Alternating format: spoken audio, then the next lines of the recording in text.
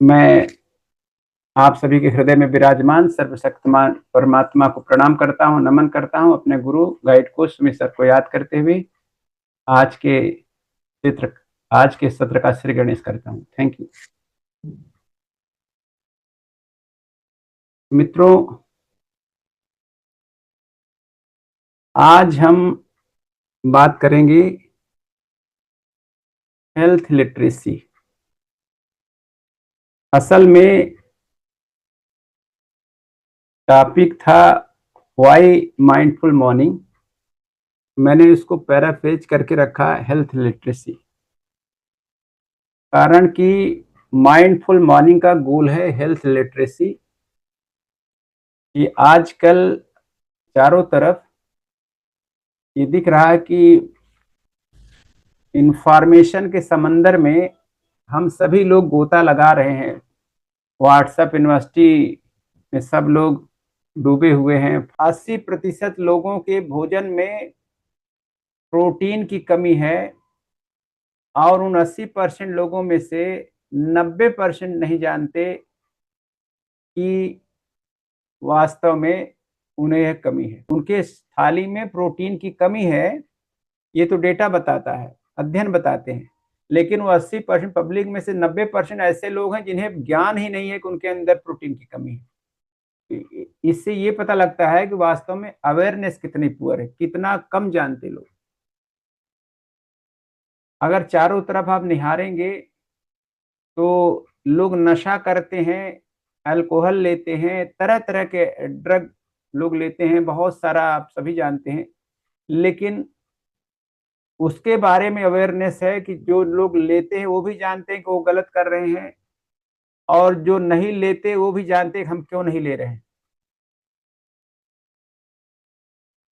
लेकिन अपने जीवन शैली के बारे में जो हमें जानकारी होनी चाहिए, अच्छे अच्छे लोग, बड़ा अजीब सा लगता है कहने में कि जो हमारा प्रिवेंटिव हेल्थ केयर है, लाइफ स्टाइल हमारी क्या होनी चाहिए कि हम स्वस्थ रहें, हम लॉन्जिविटी यानी दीर्घ जीवन हमें प्राप्त हो, हमारा हेल्थ स्पैन अच्छा हो। इसके बारे में मित्रों, अगर आप ध्यान से विचार करेंगे तो पाएंगे कि समाज का जो सबसे बड़ा इंटेलेक्चुअल समाज है, पढ़ा लिखा समाज है, हाईली एजुकेटेड है, वेल टू डू है, वेल ऑफ है, जिनको समाज का अगुआ माना जाता है, उनको भी इस बारे में मैक्सिमम जानकारी नहीं है। अगर जानकारी होती तो उसके लक्षण भी दिखाई पड़ते। आइए पड़ताल करें कितनी जानकारी है लोगों के बीच। 1990 के बाद जिस तरह से ग्लोबलाइजेशन हुआ है मित्रों, जिस तरह से सुविधाएं बढ़ी हैं, जिस तरह से सन 2000 के बाद 2010 के बाद ये सोशल मीडिया ने अपना आकार फैलाया है, इसमें चकाचौंध तो बढ़ गई है मित्रों। आप बताइए कि अगर यह बात अवेयरनेस में होती कि वास्तव में रात सोने के लिए है, तो रात में देश के अगुआ, बड़े बड़े समझदार लोग रात में क्रिकेट मैच अलाउ न करते। ये कानून होता कि रात सोने के लिए है। मैं ऑस्ट्रेलिया गया था, वहां पर हम लोग शहर से करीब 200 किलोमीटर गांव में गए थे।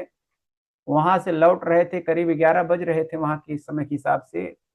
मुझे घोर आश्चर्य हुआ वहां के गांव को देख करके कि रात में जितने गांव को हमने पार किया, वहां पर प्रत्येक गांव में कोई, किसी एक गांव में भी तेज बल्ब नहीं जल रहा था।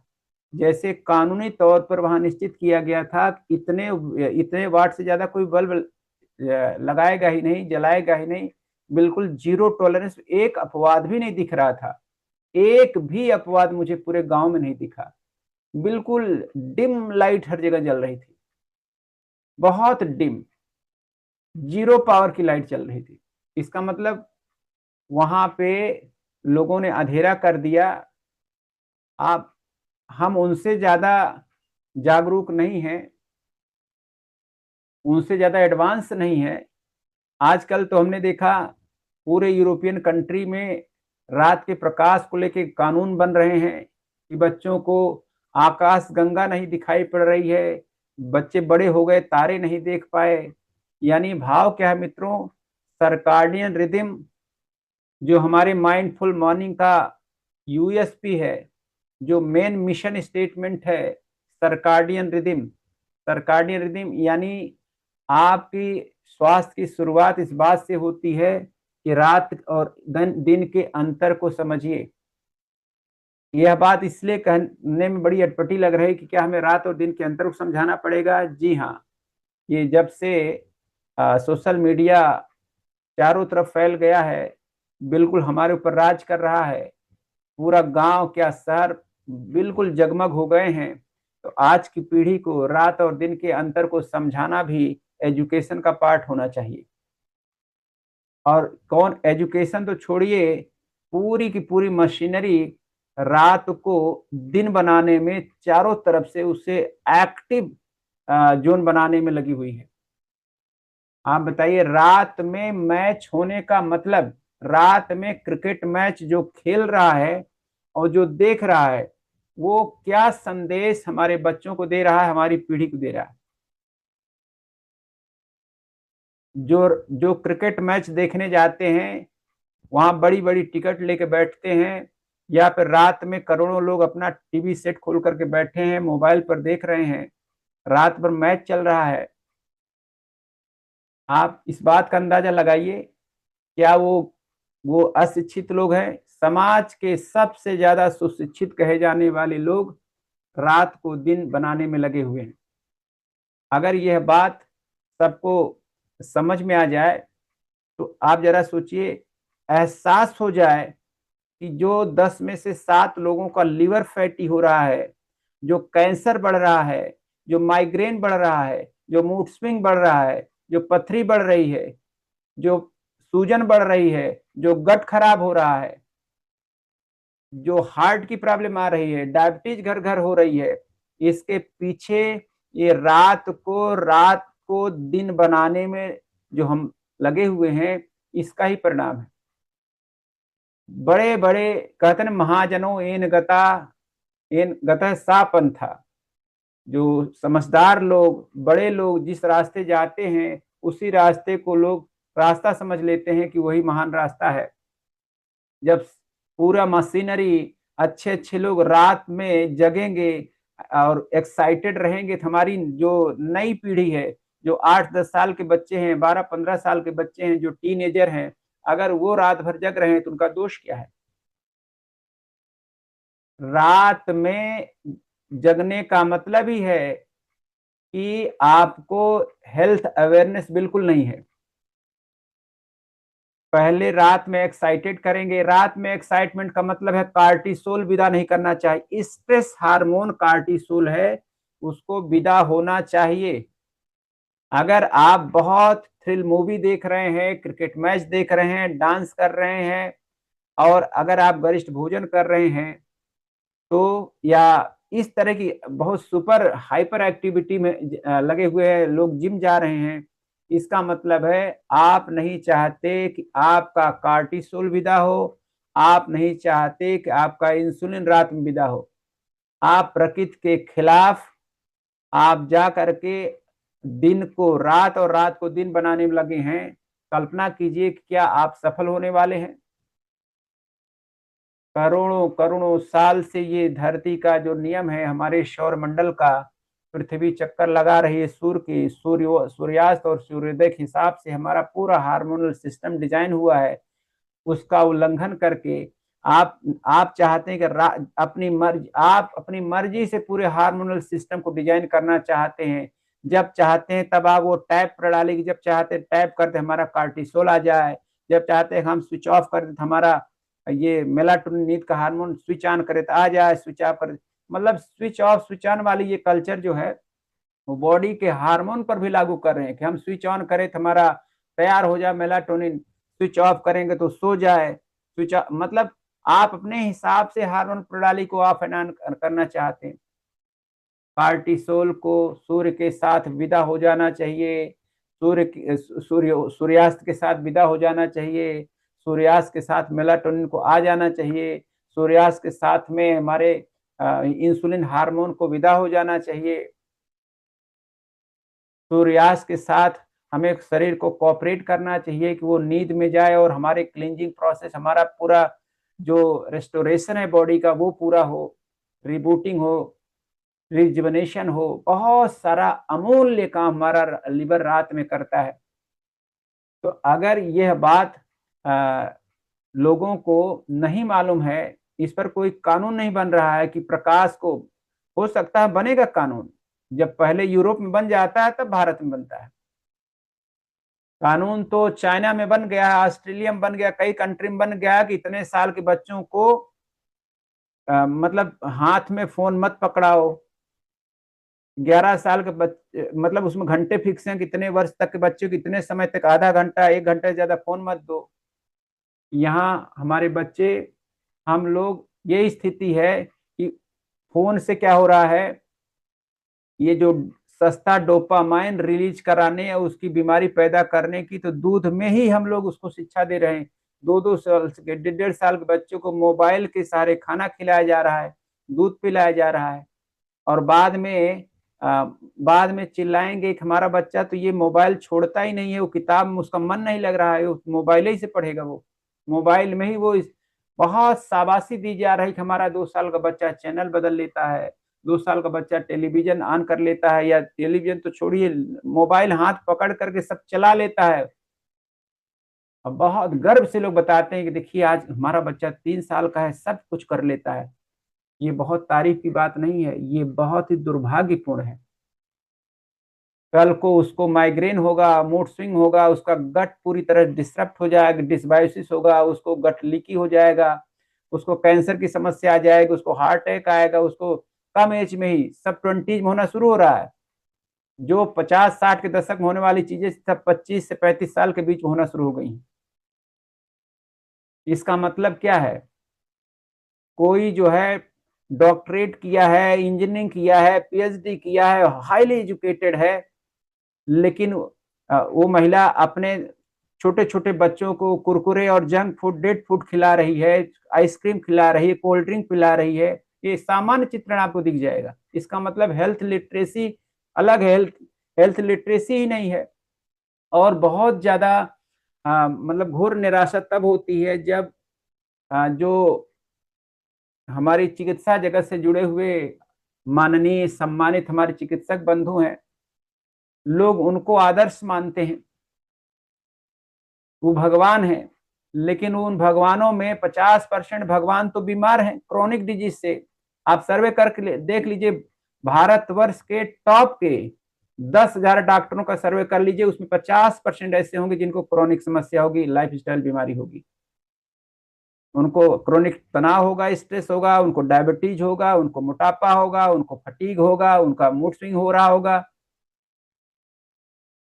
इसका मतलब क्या है, पूरे मोटे मोटे ग्रंथ 15 साल पढ़ करके हेल्थ के फील्ड होते हुए भी वो अपनी हेल्थ का ध्यान नहीं रख रहे हैं, लेकिन उनको लोग आदर्श मानते हैं। हमने ऐसे भी डॉक्टरों को देखा है कि जाके सिगरेट फूंक के आते हैं, उसके बाद मरीज देखते हैं। इसका मतलब क्या, क्या मैसेज देना चाहते हैं? इसका मतलब ये नहीं कि मेडिकल पढ़ाई पढ़ने से आप हेल्थ पढ़ा, आप पूरी जानकारी, आपने हजारों ग्रंथ पढ़ रखे हैं, लेकिन आप वॉक नहीं करते, आप इनएक्टिव रहते, आप बैठे रहते हैं, आप तनाव में रहते हैं, तो आपकी सारी वो शिक्षा दीक्षा किसी काम की नहीं है, बल्कि ये उल्टा समाज में गलत संदेश देती है। आप अगर एक्सरसाइज को प्रमोट नहीं करते, अगर आप खान पान को प्रमोट नहीं करते, आप रात दिन के अंतर को प्रमोट नहीं करते, या आपके जीवन शैली से लोग शिक्षा नहीं ले लेते, तो इसका मतलब है कि ये सब तो ठीक नहीं चल रहा है। और ऐसे कोई कानून नहीं है, कोई कानून नहीं है कि, मतलब आप सोचिए, सब्जियों में कलर मिलाया जा रहा है, कलर रंग करके। हमारे देश के अंदर स्ट्रिक्ट कोई कानून ही नहीं है, मतलब उसमें जितने भी खाद्य पदार्थ हैं, जंक फूड की पूरी बहार चल रही है, मतलब पेस्टिसाइड कितना भी डाल दे रहे, कोई नियम कानून नहीं है, कुछ भी और कुछ भी बिक रहा है खान पान के नाम पे। इसका मतलब है कि अभी हमारे सरकारी मशीनरी लेवल पर भी सोचने की जरूरत है। रात में क्रिकेट को परमिशन ही देनी नहीं चाहिए। रात में ये अवेयरनेस डालनी चाहिए कि रात में 2 बजे के बाद, रात में 9 बजे के बाद शरीर इस स्थिति में हो जाता है कि उसको एक्साइटमेंट मत दो, सो जाने दो, शांत। नेचर अपने हिसाब चल रही है, चारों तरफ नेचर ये संदेश दे रही है। रात होती है, आप देखते हो शांति गहराती चली जाती है, चारों तरफ शांत, हर कुछ जितने भी नेचर का सब कुछ सो रहा है, केवल इंसान जग रहा है। बहुत आध्यात्मिक कारणों से, बहुत कुछ खास अनुष्ठान के लिए रात्रि जागरण किए जाते थे। और रात्रि जागरण में वो लोग रात्रि जागरण जो आध्यात्मिक ऊर्जा से भरे पूरे होते हैं, उनके शरीर के अंदर टॉक्सिन बहुत कम होते हैं, ऐसे लोगों को भगवत गीता में गुणाकेश कहा गया। नींद की भी आवश्यकता कम पड़ती है। अगर आप क्रोध नहीं करते, आप व्यर्थ की कुछ खाते नहीं हैं, आपके अंदर विजाती तत्व ज्यादा नहीं है, तो कम घंटे में ही नींद पूरी हो सकती है। लेकिन मैक्सिमम आबादी ऐसी है कि उसकी नींद पूरी होनी छोड़िए, नींद आ नहीं रही है, आ भी रही तो उसकी गहराई नहीं है नींद में। तो मित्रों, हेल्थ कम्युनिटी बहुत ज्यादा जरूरी है, लोगों को जागरूक करने की जरूरत है। प्रिवेंटिव हेल्थ केयर के बारे में कोई हॉस्पिटल आपको बताने वाला नहीं है, कोई हॉस्पिटल नहीं गाइड करेगा। हमें अपने स्वास्थ्य की जिम्मेदारी खुद लेनी पड़ेगी, जागरूक लोगों को सामने आना पड़ेगा, बताना पड़ेगा कि भोजन के बारे में, नींद के बारे में, हाइड्रेशन के बारे में, एक्सरसाइज के बारे में, मूवमेंट के बारे में, स्ट्रेस मैनेजमेंट के बारे में, सोना जागना सब सिखाना बताना पड़ेगा, जागरूक करना पड़ेगा। इसमें कोई एज का मैटर नहीं है। यहाँ पर तो ऐसी परंपरा बन गई है कि अब आप एजेड हो गए हैं, अब आप 50 साल से ऊपर हो गए हैं, अब लोगों को ऐसे सिखाते हैं लोग, अब आप ज्यादा टहला वहला ना कर, एकदम बैठे रहिएगा, आप गिर जाएंगे तो हड्डी टूट जाएगी। मतलब अब वो नहीं समझ पा रहे हैं कि बैठने से और उसका मसल पुअर हो जाएगा तो किसी काम का नहीं रह जाएगा, तब तो और गिर जाएगा। अगर किसी को प्रेरित किया जा रहा है कि अब आप 50 साल के हो गए, 60 साल के होंगे, अब आप बिल्कुल सोच समझ के रहा करिए, इसका मतलब है कि आप उसे और अशक्त बना रहे हैं। सावधानी हर जगह, सावधानी तो क्या यंग एज में जरूरत नहीं है, सावधानी हमेशा जरूरी है। लेकिन पूरा ऐसा प्लेसिबो नोसिबो इफेक्ट डाल दिया गया है कि एक एज के बाद लोगों को इनएक्टिव बना दिया जाता है, डिपेंडेंट बना दिया जाता है। तो ये जो हमारी हेल्थ कम्युनिटी है, बहुत पावरफुल टूल है लोगों को जागरूक करने के लिए। इसमें ये जो प्रतिदिन का रिमाइंडर है, ये जो कलेक्टिव हमारा प्रयास है, इसका इफेक्ट बहुत ज्यादा होता है। मित्रों, टुगेदरनेस हमारी वेलनेस के लिए बहुत ज्यादा इंपॉर्टेंट है। अकेले लोग बहुत लंबा प्रयास नहीं कर पाते। और ये जो टेस्टमनीज आती हैं, उदाहरण आते हैं लोगों के अलग अलग घरों से, वो बहुत सारे लोग घरों को इनलाइटन करते हैं। आज स्थिति यह है मित्रों, सारी पूरी एजुकेशन प्रणाली जीविका आधारित हो गई है। मतलब एक होता है लाइफ, एक होती है लाइवलीहुड। तो पूरा पूरा फोकस, छोटा बच्चा हुआ 2.5-3 साल का, तो ये डिसाइड हो जाता है कि इंजीनियर बनेगा, कि डॉक्टर बनेगा, कि आईएएस अधिकारी बनेगा, कि मैनेजमेंट पढ़ेगा, क्या पढ़ेगा ये। और पूरा फोकस उसका अगले 20 साल में केवल और केवल कैरियर ओरिएंटेड, लाइफ ओरिएंटेड नहीं। लाइफ मतलब यहाँ पर जीवन के बारे में शिक्षा नहीं दी जा रही, कैरियर कैसे अच्छा हो। और कैरियर बनते बनते इतना इतना ज्यादा हेल्थ खराब हो जाता है, फिर वो जीवन पर सोचना शुरू कर देते हैं। यानी मित्रों, जीवन हमारा केंद्र में होना चाहिए, जीविका परिध पर होनी चाहिए। लेकिन जीवन हमारा परिध पर चला गया है, केंद्र में जीविका हो गई। पूरी पूरी पूरा पूरा पूरी समाज की, देश की एनर्जी केवल करियर बनाने में लगा हुआ। किसी भी आप किसी बच्चे से पूछिए, वो 25 साल 20 साल का कंपटीशन तैयारी कर रहा, हेल्थ वगैरह बाद में सोचेगा, अभी केवल नौकरी खोजना है। और जिस दिन एग्जाम था उसके पहले 4 दिन पहले फीवर आने लगा, डेंगू हो गया, परीक्षा ही छूट गई। मतलब ये हेल्थ एक ऐसा विषय है जिसको पोस्टपोन नहीं किया जा सकता। और जो लोग जॉब में चले जाते हैं, फिर कब देख, अब नौकरी, जब नौकरी नहीं मिली थी तो टाल रहे नौकरी मिल जाए, जब नौकरी मिल गई है तब वर्क लाइफ बैलेंस की समस्या आ गई। अब उनको एक्सक्यूज आ रहा है, हमें एक्सरसाइज के समय नहीं है, हमें खाने के समय नहीं है, उठने के समय नहीं है, हमें मतलब अब उनके पास बिल्कुल समय नहीं है। अब भागते भागते जाएंगे, भागते भागते आएंगे। इस तरह से स्थिति मित्रों वही हो गई है कि एक बच्चे से पूछा गया, एक ग्रैंडफादर ने पूछा कि बेटा अभी तो तुम्हारा खेलने का समय है, लाइफ एंजॉय करो। तो बोलता है कि नहीं नहीं, अभी मुझे क्लास में टॉप करनी है, लाइफ बाद में एंजॉय करेंगे। और उसके बाद जब वो क्लास में टॉप कर लेता है, 10वीं टॉप कर जाता है, तो पूछते आप, तो बोला नहीं नहीं, अभी 12वीं भी टॉप करनी है, उसके बाद इंजीनियरिंग भी टॉप करनी है, अभी लाइफ बाद में एंजॉय करनी है। उसके बाद इंजीनियरिंग टॉप करके कहता है एक अच्छी सी नौकरी मिल जाए बढ़िया सा, तब लाइफ एंजॉय करेंगे। जब नौकरी मिल गई तो ऐसी पोजीशन पे आ गए कि वो कह रहे हैं कि नहीं नहीं, अभी लाइफ नहीं, अभी क्या, अभी शादी हो जाए तो लाइफ एंजॉय करेंगे। शादी हो गई, छोटे छोटे बच्चे हो गए, अब कह रहे हैं बच्चों को पढ़ा ले तब लाइफ एंजॉय करेंगे। और बच्चे जब पढ़ लिख के बड़े हो गए तो नसों में दम ही नहीं रह गया, 50s में आ गए।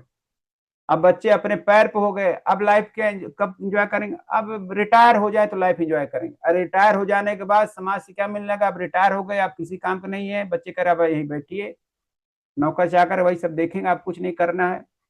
उसके बाद 65 साल की एज में, 68 साल की एज में विदा हो गए, लाइफ एंजॉय किए ही नहीं। ये जो करियर ओरिएंटेड कल्चर है ये पूरे जीवन को खराब कर रही। बैलेंस होना चाहिए, वर्क लाइफ बैलेंस होना चाहिए। इसलिए मित्रों न्यूट्रिशन के बारे में, स्लीप के बारे में, हाइड्रेशन के बारे में, एक्सरसाइज के बारे में, स्ट्रेस मैनेजमेंट के बारे में, माइंडसेट के बारे में, मेडिटेशन के बारे में, रूटीन के बारे में, सर्काडियन रिदम के बारे में, ग्रेटिट्यूड के बारे में, माइंडफुलनेस के बारे में, इन सब के बारे में बेसिक नॉलेज अनिवार्य कर देनी चाहिए इसमें।